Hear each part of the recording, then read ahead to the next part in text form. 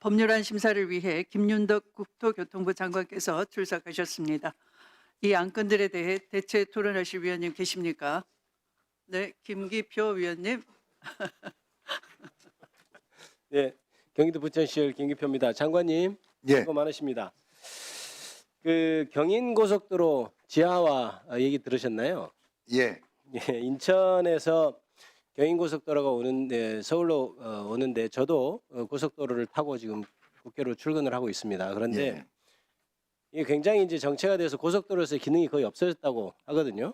그래서 이제 지하화하는 대안을 마련했는데 지금 이제 예타를 들어가면서 계획을 보니까 인천에서부터 서울까지 신월까지 이렇게 쭉쭉 지하화가 되는 게 아니고 청라 쪽에서 지하화가 돼서 쭉 가다가 구천 직전에 네.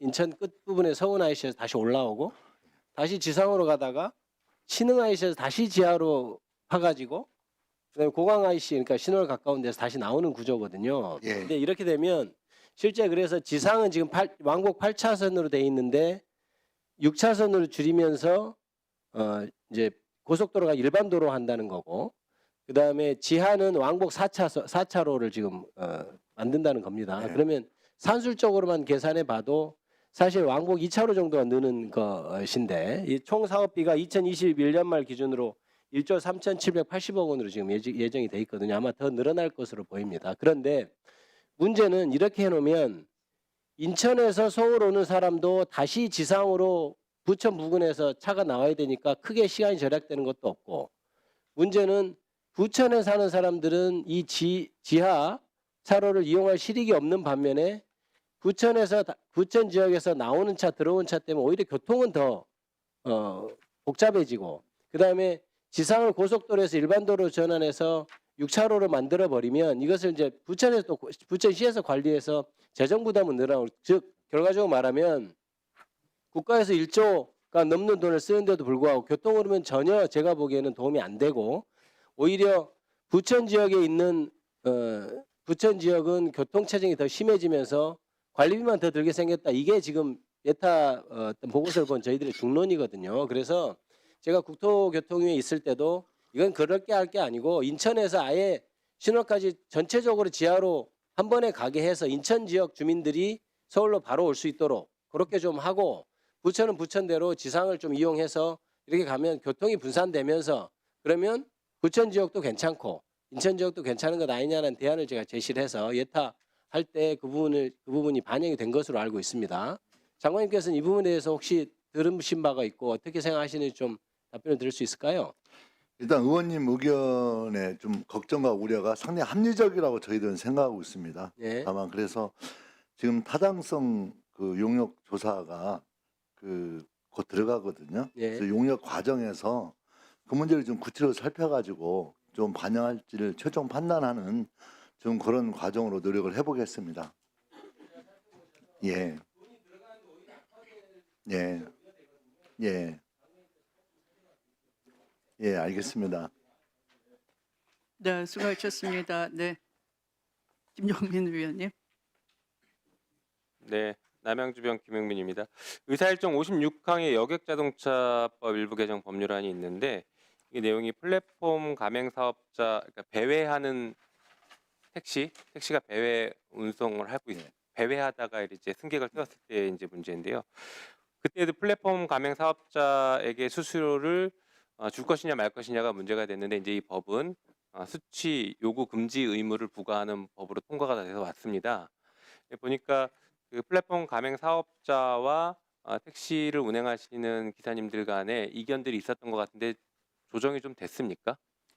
예, 그러니까 이제 핵심적으로 잘 아시겠지만 배회 영업을 네. 해서 거둬들인 수입조차도 네. 그 가맹 그 택시에서 그걸 떼가기 때문에 상당히 불합리하다는 어떤 의견이 모아졌기 때문에 일단 그 상임위 국회 논의 과정에서도 그 부분이 이제 받아들여지면서 예. 이제 법안이 정리된 겁니다. 네, 그건 알겠고 하여튼 갈등 조정이 앞으로도 조금 더 필요할 것 같으니까 국토부에서 예. 적극적으로 갈등 조정을 좀 해주시면 좋을 것 같습니다. 예, 네, 그리고 한두 가지 더 말씀드려 볼게요. 얼마 전에 KTX 중앙선 부산행 열차가 우리 남양주 덕소에 정차하는 것으로 결정이 됐습니다.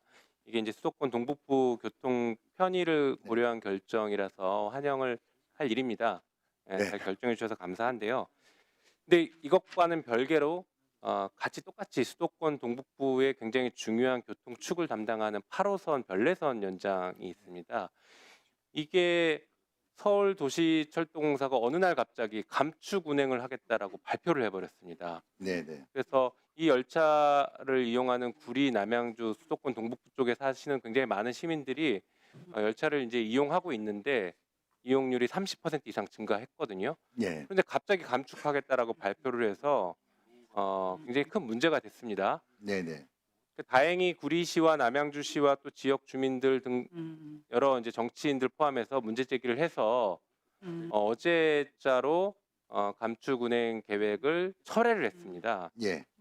그 부분은 다행인데 이런 일들이 갑자기 일어나고 주민들 의견 없이 이렇게 반복되는 일들이 발생하면 안 될 것 같습니다. 예. 특히나 보면 이제 남양주시 같은 경우에는 열차 운행을 위해서 매년 150억, 200억 정도의 운영비를 부담하고 있거든요. 예. 연장선이니까 당연히 구리시랑 남양주시 운영비 부담하겠죠. 운영비를 부담하고 있는 시에게도 제대로 된 협의조차 없이 그리고 시민들에게도 설명도 없이 일방적으로 갑자기 감축하겠다. 이런 일은 반복되지 않도록 국토부에서 신경을 써주셔야 될 것 같습니다. 예. 앞으로 3기 신도시 계속 개발하겠다고 하는데 이런 문제가 발생하면 3기 신도시가 자칫하면 위축되는 것 아니냐 이런 문제 제기가 네네. 예, 알겠습니다. 그래서 저희 이번에도 대강위 차원에서 저희 국토부에 허락을 맡아야 되니까 그런 문제 이제 철저히 생기지 않도록 그렇게 잘 처리하도록 하겠습니다.